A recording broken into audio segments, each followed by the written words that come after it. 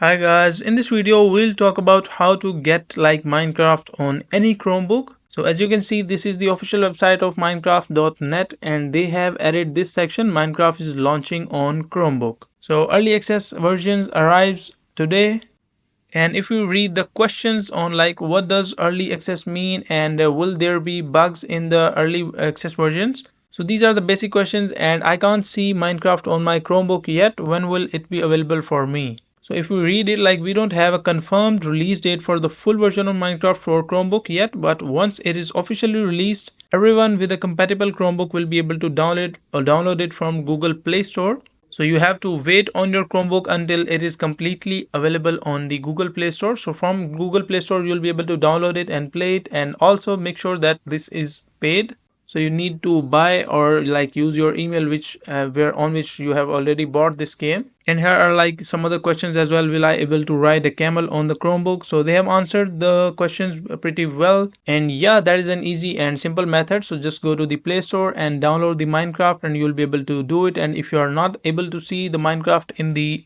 Play Store, so you might have to wait a few days or a few weeks to get this app on your Play Store. So that is a simple and easy process of how you can play Minecraft on any Chromebook.